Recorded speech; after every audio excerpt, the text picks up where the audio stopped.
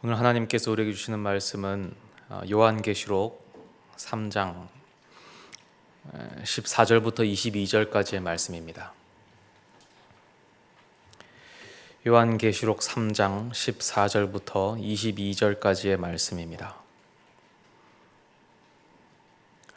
하나님의 말씀을 한 목소리로 봉독하시겠습니다. 라오디게아 교회의 사자에게 편지하라. 아멘이시오, 충성되고 참된 증인이시오, 하나님의 창조의 근본이신 이가 이르시되 내가 내 행위를 아노니 내가 차지도 아니하고 뜨겁지도 아니하도다. 내가 차든지 뜨겁든지 하기를 원하노라. 내가 이같이 미지근하여 뜨겁지도 아니하고 차지도 아니하니 내 입에서 너를 토하여 버리리라.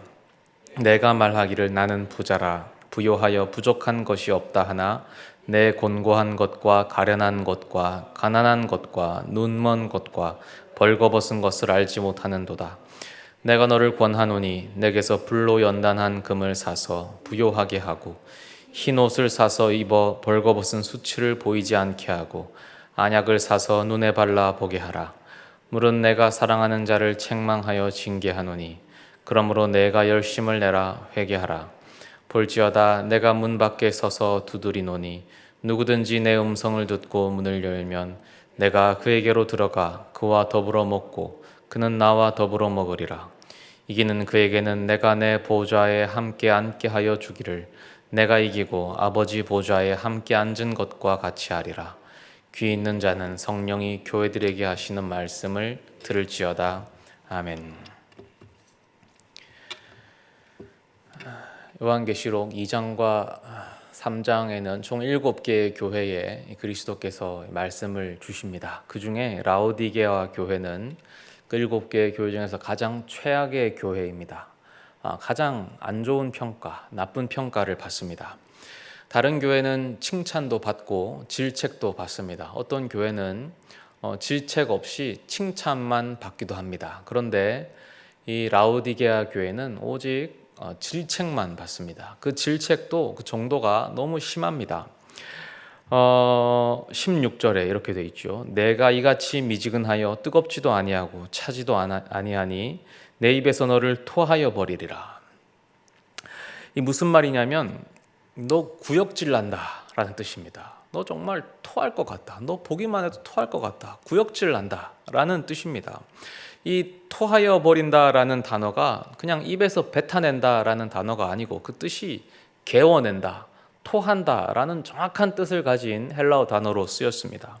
그 정도로 정말 심한 표현인데 그리스도께서 이 라오디게아 교회를 향해서 너를 정말 토해내겠다, 역겹다라는 표현을 쓰면서 심하게 질책하고 계십니다. 그 정도로 라오디게아 교회는 최악의 교회였습니다. 그 이유가 무엇이냐 하니 미지근하기 때문입니다. 그 신앙이 뜨겁지도 않고 차지도 않고 미지근하기 때문이다. 우리가 보통 이 구절을 우리가 이 뜨거움을 회복해야 한다라고 해석해서 더 뜨겁게 기도하고 더 뜨겁게 찬양하고 더 열정적인 신앙을 되찾아야 한다라고 생각하지만 사실 그런 뜻은 아닙니다. 이 구절에 대한 정확한 해석은 이 다른 여러 구절들이 그래왔듯이 이 라오디게아에 대한 이 지역적 배경과 함께 이해해야지만 정확하게 해석할 수 있습니다. 여러분 아마 유럽 이 터키 지역 가면 파무칼레라고 있습니다. 파무칼레 아시죠? 그 터키의 유명한 관광 명소로 기이한 이 절경을 이룬 곳인데 그 석회 지역, 이 온천수가 지하 온천수가 수천 년 동안 흐르면서 이 산을 마치 계단식으로 깎아놓은 온천수, 석회 안반 이 온천수로 된 특이한 그 관광 명소입니다. 그래서 이 라오디게아 주변에 파무칼레가 있습니다. 거기는 이제 석회 바위로 된 곳에 물이 이렇게 쌓여 있죠. 마치 우리나라 계단식 논밭처럼 물로 되어 있는 겁니다. 색깔도 파스텔처럼 예쁘게 되어 있죠. 이 라오디게아가 그렇게 물이 다 그런 식이었기 때문에 라오디게아는 물이 참 귀한 곳이었고 물을 마시기가 힘든 곳이었습니다. 라오디게아 도시로 물이 공급되는 주요 공급원이 두 군데였는데 첫 번째가 히에라볼리라는 도시로부터 왔습니다. 히에라볼리는 온천수가 나오는 곳입니다. 온천수는 뜨겁지요. 그 뜨거운 물이 수로를 타고 이 라오디게아까지 오면은 이게 다 식었습니다. 그리고 식을 뿐만 아니라 이 석회질이 안으로 들어가면서 미지근해지면서 마실 수가 없게 됩니다. 그래서 이 미지근한 물을 먹으면 개워내게 되고 토해내게 되는 겁니다. 또 한 군데 수로 공급원이 어디냐면 그 골로새입니다. 골로새가 또 근처에 있었는데 골로새 뒤편에는 만년설이 쌓여 있는 바바산이라는 곳이 있습니다. 이 골로새는 바바산으로부터 이 차가운 물이 1년 내내 녹아 들어옵니다. 이 라오디게아는 또 골로새로부터 수로를 놓아가지고 이 차가운 물을 공급받았습니다. 그런데 이 물 역시 수로를 타고 십몇 킬로를 오다 보면은 미지근해집니다. 그리고 이 물 역시 마시면 역겨워서 토해내게 되는 것입니다. 그러니까 이 상황을 이해하면 하나님의 말씀이 새롭게 다가오죠. 뜨겁지도 차지도 아니하니 내 입에서 너를 토하여 버리겠다라는 말씀은 단순히 열정적인 신앙을 회복하라라는 뜻이 아닙니다. 히에라볼리의 온천수는 뜨거운 물이었죠. 이 물은 치료하는 능력이 있었습니다. 지금도 온천수가 그렇지 않습니까? 많은 사람들이 피로를 풀기 위해서 또 여러 피부 질환이나 이런 피부병 등 이런 효과를 누리기 위해서 온천물에 들어갑니다. 그것이 뜨거운 물입니다. 또 골로새의 물은 차가운 물이었는데요. 만년설은 예로부터 지금까지 생명의 근원입니다. 생명을 주죠. 지금도 지구온난화로 만년설이 사라지는 것에 대해서 많은 환경단체들이 우려를 표하고 있습니다. 이렇게 뜨거운 물과 차가운 물은 그 능력을 가지고 있죠. 하지만 라오디게아에 있는 그 미지근한 물은 아무런 능력이 없습니다. 마실 수도 없을 뿐만 아니라 효력도 없습니다. 파묵칼레에 가면 거기는 아무런 생명이 자라지 않습니다. 그냥 마시면 역겨워서 토해낼 수밖에 없죠. 그러니까 라오디게아 교회는 뭐냐면 세상을 향해서 아무런 역할을 다하지 못하는 교회였던 것입니다. 세상을 치유하지도 못하고 그렇다고 해서 세상에 생명을 주지도 못하는 그런 교회가 바로 라오디게아 교회였습니다. 세상과는 분리된 교회의 모습, 세상에 아무런 능력도 아무런 효력도 발휘하지 못하는 그런 교회의 모습, 그게 라오디게아 교회고 하나님이 바로 그 모습을 보고 역겹다라고 질책하고 계신 것입니다. 이 교회가 이렇게 최악의 교회가 된 이유가 뭘까라고 보면 본문에 이 교회는 부유했다라고 나옵니다. 라오디게아 교회는 부유한 교회였습니다. 이 도시 자체가 굉장히 부유했는데 일례로 주후 13년과 61년에 라오디게아에는 엄청난 대지진이 있었습니다. 그 지역 전체에 대지진이 있었는데 많은 도시들을 로마 중앙정부가 다 후원해서 되살립니다. 하지만 라오디게아는 중앙정부의 후원을 거절합니다. 그리고 지방정부, 도시 스스로 도시를 다 재건해냅니다. 그 정도로 돈이 많았고 실제 기록에 의하면 당시 지상에서 가장 부유한 도시가 라오디게아였다라는 기록이 있을 정도로 이 도시가 아주 부유한 도시였습니다. 그러나 하나님께서 이 교회를 향해서 뭐라고 하시냐면 17절에 내가 말하기를 나는 부자라 부요하여 부족한 것이 없다 하나 내 곤고한 것과 가련한 것과 가난한 것과 눈먼 것과 벌거벗은 것을 알지 못하는도다. 실상은 부자가 아니라 가난하다라고 하십니다. 벌거벗었고 눈멀었다. 완전한 착각 속에 있으니까 깨달으라라고 하시죠. 왜 그럴까? 누가복음 12장에 보면 한 부자의 이야기가 나옵니다. 그 부자는 가진 재산이 너무 많아서 고민으로 잠을 못 이룹니다. 이 재산을 어디에 보관해야 될까? 고민하다가 어느 날 밤에 갑자기 불현듯 묘수가 떠오르죠.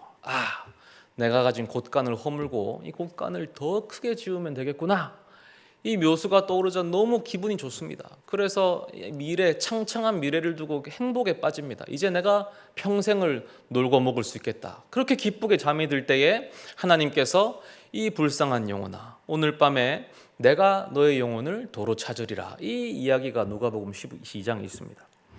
마태복음 6장 20절에 오직 너희를 위하여 보물을 하늘에 쌓아두라. 거기는 좀이나 동록이 해하지 못하며 도둑이 구멍을 뚫지도 못하고 도둑질도 못하느니라.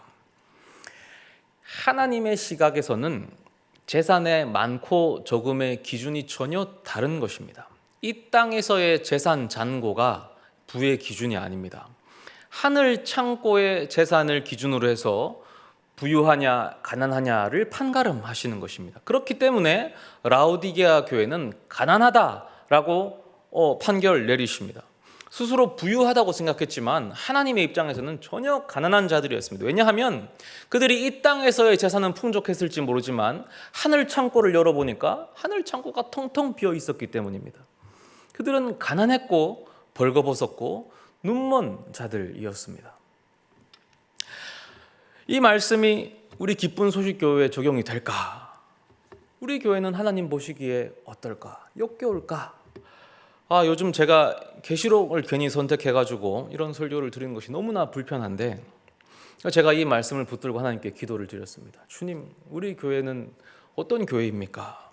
제가 기도하는 중에 우리가 얼마 전 이 터키 나섬 교회를 위해서 많은 양의 헌금을 한 것과 일본 노숙인들과 이 제1교포 그 어르신들을 위해 모았던 헌금들을 떠올려 주셨습니다. 다행이다. 우리 교회가 그래도 역겨울 정도는 아닌가 보다. 사실은 우리 교회는 어렵고 힘든 일이 있을 때, 세상에 어렵고 힘든 일이 있을 때 선뜻 이 물질로 많은 후원을 합니다. 이것은 우리 교회의 은사입니다. 그러니까 우리가 세상을 향해서 완전히 이 무능력한 교회는 아니라는 뜻이겠죠. 그러니까 우리가 그렇게 최악은 아니다. 우리 교회는 그간 코로나 등 여러 재정적 어려움, 경제적 어려움을 겪어오면서도 선교와 구제를 위한 이런 예산을 계속해서 신실하게 확보해 왔습니다. 저는 개인적으로 이 일에 대해서 상당히 자랑스럽게 생각합니다. 여기에 대해서는 하나님께서도 아주 기뻐하시리라 생각합니다. 그럼에도 여전히 우리 교회는 돈이 너무 많습니다. 이 땅의 은행 잔고가 아주 부유합니다. 이것 자체는 잘못이 아니죠. 부끄러운 일도 아니고 잘못된 일도 아닙니다. 그런데 이것을 바라보는 우리의 시각이 중요합니다. 우리의 시각과 가치관이 중요하죠. 먼저 저를 돌아보면 저는 회개할 일이 많습니다. 과거 몇 년간 저희 교회 재정이 계속해서 이 게시판에 재정 보고가 붙으면 마이너스가 계속 나왔죠. 저는 개인적으로 이것이 너무나 걱정이었었습니다. 볼 때마다 빨간 줄이 빨간색으로 탁 나오면 걱정이 많았습니다. 분기마다 마이너스 되는 양이 일정했고, 이대로 가면 우리 잔고가 얼마 남았는데 몇 년이 있으면 바닥을 치겠는데 이거 어떡하지라는 걱정이 저는 항상 됐습니다. 그러다가 얼마 전에 이제 플러스로 돌아서는 걸 보고 저는 기뻤습니다. 하지만 오늘 말씀을 묵상하니 이런 걸로 기뻐하니 이 목사인 제가 얼마나 세속적이었습니까? 물론 막무가내식의 신앙과 이런 거는 물론 그게 다 좋은 건 아니죠. 어느 정도 우리도 계산도 하고 계획도 필요합니다. 하지만 우리 주님께서 바라시는 것은 이 보물을 하늘 창고에 쌓아두라라고 하셨는데 우리 주님께서는 이 재산의 많고 적음은 땅의 기준이 아니라 하늘이라고 하셨습니다. 그런데 저는 은행 예산 결산에 플러스가 쌓이냐 아니냐만 보고 있었으니 이것이 정말 부끄러운 일이라는 말씀입니다. 이 목사로서 얼마나 잘못된 영적인 안목입니까? 저는 영적인 눈이 멀어 있었던 것입니다. 우리 교회가 정말로 불러야 할 것은 이 땅에서의 재산이 아니고 하늘에서의 재산인 것입니다. 정말 플러스를 기록해야 될 것은 이 땅에서의 그 플러스가 아니라 하늘 창고에서의 플러스인 것입니다. 그게 진짜 부유함이겠죠. 우리 개개인의 재산은 어떻습니까? 여러분은 부유하십니까? 당연히 이 땅에서의 재산을 엿주는 것이 아닙니다. 하늘에 얼마나 많은 재산을 쌓아두셨습니까? 이 땅에서의 재산, 그거 언제까지 우리가 손에 쥘 수 있을까요? 이 땅에서의 재산이 정말로 중요할까요? 사실 만약에 내가 정말로 이 땅에서의 재산을 중요하게 생각한다면 우리는 뭔가 앞뒤가 안 맞는 신앙생활을 하고 있는 것입니다. 영원한 세상이 있다라고 하는 우리의 신앙 고백과 영원한 것이 있다라는 우리의 찬양과 우리의 기도들과 그 모든 것이 어떻게 보면 위선에 불과한 것입니다. 정말 진지하게 내 삶 전체를 예배로 올려드리지 못한 것입니다. 그저 신앙이라는 것이 교회에 와서 하는 종교 행위에 불과한 것이 되는 것입니다. 그 정도의 신앙으로는 안 됩니다. 그 정도의 신앙은 너무 안타깝지만 미적지근한 신앙입니다. 그래서 하나님께서 말씀하십니다. 18절에 내가 너를 권하노니 내게서 불로 연단한 금을 사서 부요하게 하고 흰옷을 사서 벌거벗은 수치를 보이지 않게 하고 안약을 사서 눈에 발라 보게 하라. 이 라오디게아는 금융의 중심지였습니다. 금융기관이 많았고 그래서 금 비유가 아주 적절한 비유였습니다. 불로 연단한 금을 사라는 것은 이 악한 행위를 정죄하라는 뜻입니다. 그래서 그리스도로 하여금 구역질환하게 했던 행위를 정죄하라는 뜻이죠. 세상에서 능력 있는 그리스도인이 되라. 세상에 생명을 주는 그리스도인이 되라 라는 의미입니다. 또 흰옷을 사서 일하는 것도 마찬가지입니다. 라오디게아는 교통의 중심지였으면서 모직, 면직 산업의 중심지였습니다. 그런데 특히 검은색 모직이 아주 유명했습니다. 그들은 검정 모직으로 막대한 부를 창출했습니다. 그런데 주님은 흰옷을 사서 입으라라고 하십니다. 모두가 검정 옷을 입을 때 흰색 옷을 입으라고 하시죠. 세상과 구별된 삶을 살라는 뜻입니다. 세상 속으로 들어가서 영향력을 발휘하되 세상과 다른 삶을 살아내라라는 명령입니다. 또 안약을 사서 눈에 바르라고 하십니다. 라오디게아는 당시 안과로 유명한 의료 학교가 있었습니다. 그리고 학교에는 매우 유명한 안과 의사가 있었습니다. 라오디게아 교인들은 눈이 멀었죠. 실상은 가난함에도 불구하고 스스로를 부유하다고 착각하고 있었습니다. 그들의 영적인 눈을 열어야 합니다. 그러므로 그리스도께서는 안약을 사서 영적인 눈을 뜨라라는 명령을 주십니다. 이것이 우리 교회에게 동일하게 주어진 과제입니다. 우리들에게 주어진 과제죠. 불로 연단된 금을 사고 흰옷을 입고 안약을 사서 눈에 넣어야 합니다. 능력 있는 신앙을 세상에 보여줘야 됩니다. 교회에서 넘치는 이 은혜를 세상 밖으로 흘려내야 됩니다. 우리가 예배 자리에서 은혜가 넘치지만 이 은혜의 강물이 넘치는 강물을 모아놓고 있으면 그 강물은 썩어버리고 맙니다. 썩은 물은 마시면 토해내게 됩니다.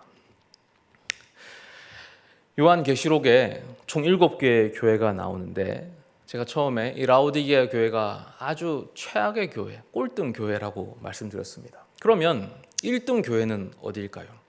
1등 교회는 빌라델비아 교회입니다. 제가 이 교회는 이 설교는 생략했는데 이 교회에 대해 잠깐 말씀드리면 이 교회는 아주 작은 교회였고 사실 능력도 없는 교회였는데 단 하나 특징은 핍박받는 교회였습니다. 핍박이 아주 심한 교회였는데 예수님께서는 넘치는 사랑을 아끼지 않으셨습니다. 그래서 이 교회는 특별히 내가 너를 사랑한다라는 칭찬을 주십니다. 계시록 3장 9절인데요. 보라 사탄의 회당 곧 자칭 유대인이라 하나 그렇지 아니하고 거짓말하는 자들 중에서 몇을 내게 주어 그들로 와서 내 발 앞에 절하게 하고 내가 너를 사랑하는 줄을 알게 하리라 라고 해서 사랑한다라는 표현을 주시는데 이 표현은 7교회 중에서 단 2교회에만 주어진 아주 특별한 표현입니다. 이 표현이 아주 어떻게 보면 계시록에서는 비싼 표현입니다. 내가 너를 사랑한다. 이 표현이 잘 쓰지 않습니다. 그래서 1등 교회인 빌라델비아 교회에게 주어졌고 또 하나가 어디에 사용되었을까? 2등 교회가 어딜까라고 찾아보면 사실 2등 교회에게 하시지 않았습니다. 의외로 오늘 최악의 교회인 라오디게아 교회에게 주님께서는 사랑한다라는 표현 주십니다. 오늘 본문 19절에 무릇 내가 사랑하는 자를 책망하여 징계하노니 그러므로 내가 열심을 내라 회개하라. 그리스도께서는 라오디게아 교회를 심하게 질책하셨습니다. 구역질 난다라고까지 혼내셨는데 그러나 그것이 이 교회를 사랑하지 않는다라는 뜻은 아니었습니다. 오히려 주님은 라오디게아 교회를 향해서 더 큰 사랑을 표현하십니다. 그리고 계시록에서 아마 가장 유명한 말씀, 큰 위로의 말씀이 이 교회를 향하여 선언됩니다. 20절 볼지어다 내가 문 밖에 서서 두드리노니 누구든지 내 음성을 듣고 문을 열면 내가 그에게로 들어가 그와 더불어 먹고 그는 나와 더불어 먹으리라.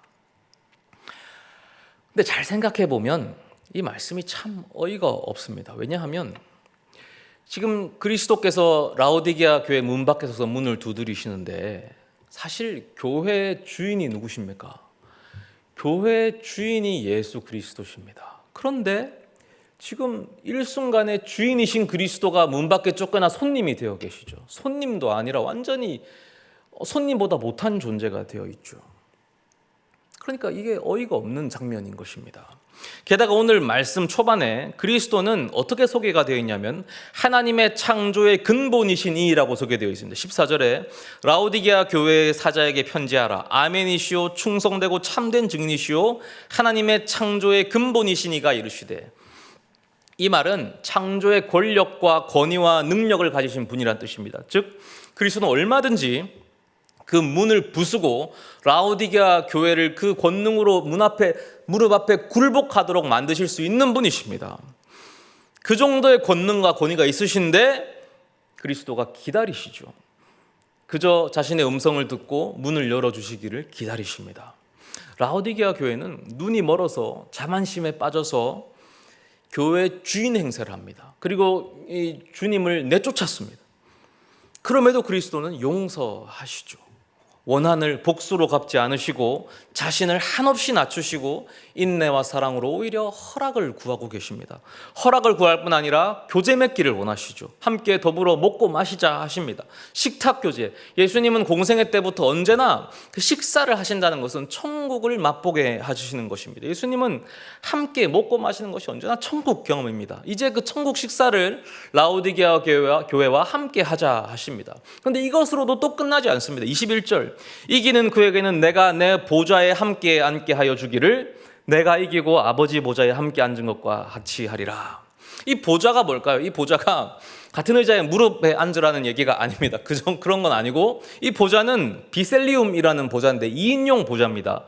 로마색에 잘 알려져 있는 보좌고 두 명이 함께 이 양쪽에 같이 앉는 2인용 보좌인데 여러 황제들이 이 보좌에 앉았고 신들을 그린 그림에서 여러 신들이 이 보좌에 앉았습니다. 여기 짝을 이루어 함께 앉는다는 것은 그 황제의 후계자로서 나라를 함께 다스린다라는 의미입니다.